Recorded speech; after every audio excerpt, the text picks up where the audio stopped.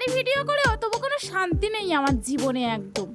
ভাবছো তো এই কথাটা কেন হঠাৎ মাত্র বলছি? চলো তোমাদেরকে দেখাচ্ছি। তার আগে বলি হ্যালো গাইস, তোমরা সবাই কেমন আছো? গুড ইভিনিং সবাইকে। আর এখানে আমার ঘরের অবস্থাটা দেখো। যারা বলো যে এদের ভিডিও করে, এদের ঘরে কোনো কাজ নেই সেই জন্য সারাদিন ধরে ভিডিও করে, তাদের জন্য আজকের এই ভিডিওটা। তার মানে এটা নয় যে আমার ভালো বন্ধুরাও ভিডিওটা দেখবে না, ভিডিওটা সবার জন্য। হ্যাঁ, আমি একটু পুড়েই আছি কাজের দিক থেকে, সেটা আমার মুখ চেক দেখে তোমরা বুঝতেই পারছো। আমার ঘরের অবস্থাটা দেখো। আজকের আমি একটু তাড়াতাড়ি ভিডিও বানিয়ে নিয়েছিলাম, ভাবলাম একটু শুয়ে বসে রেস্ট নেব। ওরে বাবারে, ঘরদোর দেখে তো আমি অবাক।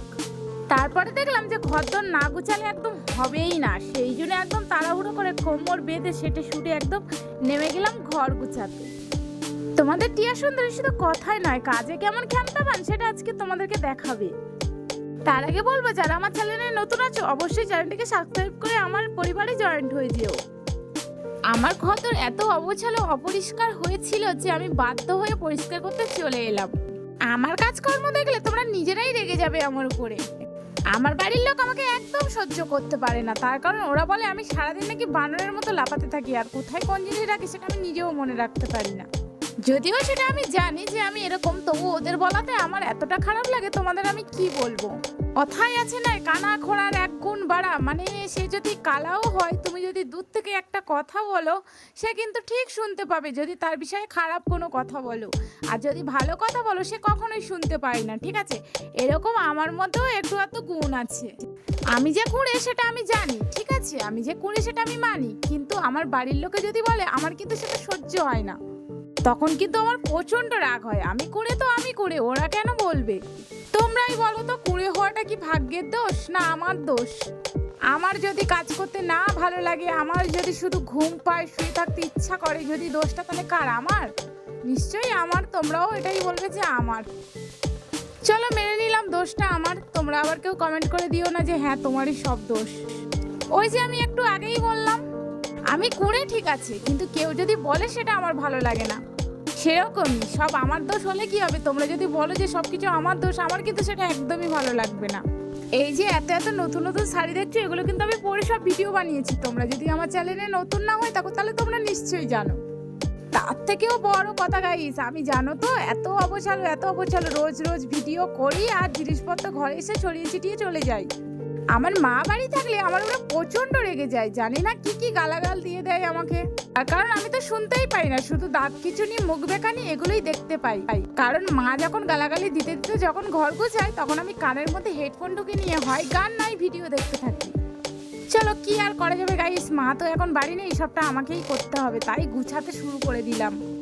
আমার কিন্তু ঘরদোর গুছাতে একদমই ভালো লাগছিল, একটু একটু বিরক্তই লাগছিল, কিন্তু এত রাগ ধরছিল আমার কি বলবো।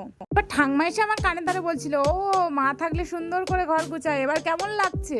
আমি বলছিলাম যাও তো এখান থেকে, কাজের সময় জ্বালাতন করো না একদম। আমি কত কাজ করি সেটা আজকে তোমাদের দেখিয়ে দেবো।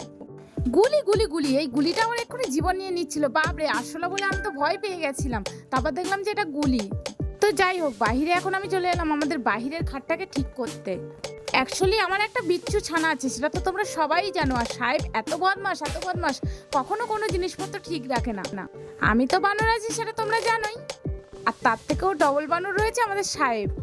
আমার বিচ্ছু ছানাটা এত জ্বালাতন করে, এই যে দেখছো এত ঘাঁটাঘাঁটি, সব কিন্তু আমার দ্বারা একার দ্বারা সম্ভব নয়। ও আমাকে সাহায্য করেছে। কি করতে সাহায্য করেছে সেটা আবার তোমাদের বলতে হবে?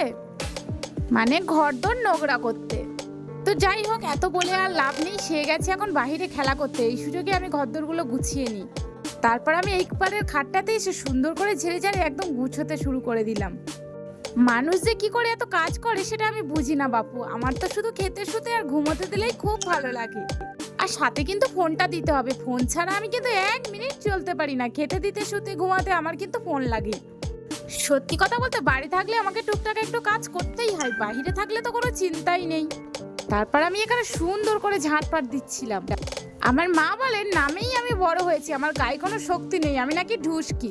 দেখো বন্ধুরা আমি কেমন ঢুসকি সেটা তোমাদের দেখে দিচ্ছি। এই ফ্যানটা চাকিয়ে নিয়ে আমি ঘরের মধ্যে চলে গেলাম। আচ্ছা তোমরাই বলো, ফ্যানটা চাকানো কি মুখের ব্যাপার? কতটা এনার্জি লাগে বলো? তোমাদের কাছে হয়তো কোনো বড় ব্যাপার নাই, তার কারণ তোমরা ভালো। আর আমি তো কুঁড়ে, তাই না? তাই কুঁড়ের কাছে তো একটু সমস্যার কারণ হতেই পারে। তো যাই হোক, এটা আমি কুস্তি করে একদম ভিতরে ঢুকিয়ে দিয়েছি ফ্যানটা। তারপর আমি এখানে পরিষ্কার করতে চলে এসেছিলাম। আমি কিন্তু যখন ঘর গুছিয়েছিলাম তখন কিন্তু আমার একটু রাগ হচ্ছিল। আর জানোই তো কুড়ে মানুষের কতক্ষণ সময় লাগে। আমার কিন্তু ঘরটা গুছোতে প্রায় 3-4 ঘন্টা লেগে গেছিল। যদি আমার মা থাকতো এখানে আধ ঘন্টায় হয়ে যেত। কি বলবো, রানিং কাজ করার লোক আর রয়ে বসে কাজ করার লোক দুটোর মধ্যে অনেক পার্থক্য থাকে, তাই না? আর এইখানে আমাদের ফটোটাই এত কাদাও হয়েছিল, তার কারণ বর্ষাকাল যেহেতু। আর আমাদের বাড়িতে একটা বিচ্ছু ছানা রয়েছে, তার সাথে রয়েছে আমার ভাই। জুতো পায়ে দিয়ে একদম হেঁটে ওরা ঘরের ভিতরে চলে যায়। তো চলো যাই হোক, সব কথা ছাড়ো, এখন তোমাদের আমার ঘরটা দেখিয়ে দিই যে আমি কেমন করে গুছিয়েছি। আমার কিন্তু বেশ একটু আনন্দই হচ্ছিল। যাই হোক, আমি কিন্তু গুছানোর সময় খুব দাঁত খেচোখেচি করছিলাম। যাই হোক, মনে ভেবে এটা শান্তি পাচ্ছি যে হ্যাঁ, আমিও সুন্দর করে ঘরটা গুছাতে পেরেছি। আর এইখানে আমাদের বৃষ্টিতে এত বৃষ্টি হয়েছিল, এইখানে সাহেব একদম মারিয়ে একদম পায়ের খোঁজ ফেলে দিয়েছিল। এটা যদি রোদ হয় একদমই শুকবে না, খুব বিচ্ছিরি দেখতে লাগবে। তাই আমি এখানে একটু পা দিয়ে সমান করে দিয়ে তারপর ভাবলাম উঠানটা একটু ঝাঁট দিয়ে পরিষ্কার করে দিই। বর্ষাকাল মানে বুঝতেই পারছো যে কেমন হয়েছে আমাদের ঘর বাড়িগুলো। যাই হোক, তোমাদের বর্ষাকাল কেমন লাগে? আমার কিন্তু একদমই ভালো লাগে না, আর একদমই ভালো লাগে বললেই চলে। আমার কিন্তু বৃষ্টি খুব ভালো লাগে, কিন্তু ওই বর্ষাকালে কাদা প্যাচ আমার একদম ভালো লাগে না। আমাদের বাড়ির সামনে একটা খিরিচ গাছ রয়েছে, যেহেতু আমাদের বাড়ির সামনে একদম খিরিচ পাতা পুরো ভর্তি হয়ে যায়। আর বর্ষাকাল মানে বুঝতেই পারছো, একদম বর্ষা আর খিরিচ পাতায় উঠোনটা একদম 12টা বাজিয়ে দিয়েছে।